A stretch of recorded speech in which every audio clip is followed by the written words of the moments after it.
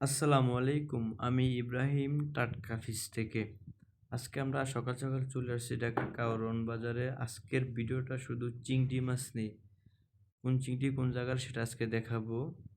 এটা হলো হরিণা চিংড়ি, সাতক্ষীরার মাছ, সাতক্ষীরার নদীর মাছ। একদম ফ্রেশ, একদম টাটকা, খুবই সুন্দর এবং খুবই ভালো।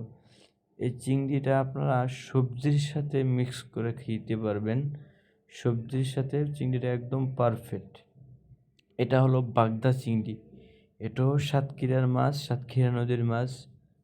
এটার সাইজগুলো খুবই সুন্দর, খুবই ভালো, একদম পারফেক্ট। এটাও আপনারা ভুনা করে খেতে পারবেন, খুব ভালো এবং খুবই মজাদার। চিংড়ি মাছ তো সবাই জানি মজাদার, এটাও খুব ভালো আলহামদুলিল্লাহ। এটা হলো চাকা চিংড়ি, এটা চাকা চিংড়ি বলে।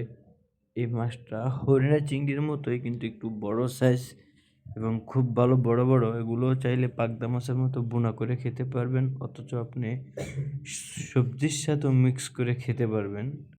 এটা হলো গলদা চিংড়ি, সাতক্ষীরা নদীর গলদা চিংড়ি। ভিডিওতে ছোটোতে দেখা যায়, কিন্তু মাছ অনেক বড় বড়, 10 থেকে 12 পিসে কেজি, একদম ফুল ফ্রেশ, খুব সুন্দর।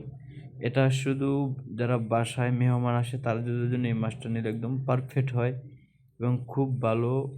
বোনা করে খেতে খুবই মজাদার হয় এবং খুব ফ্রেশ, একদম ফ্রেশ, দেখতেই পারতেছেন, একদম ফ্রেশ। এটা হলো চিংড়ি মাছ, নদীর চিংড়ি। এটা হলো একদম নদীর চিংড়ি, বরিশাল নদীর চিংড়ি। এটা আপনি ভর্তা, আমরা চিংড়ি ভর্তা খাই, এটা হলো ভর্তা খাওয়ার জন্য একদম বেস্ট।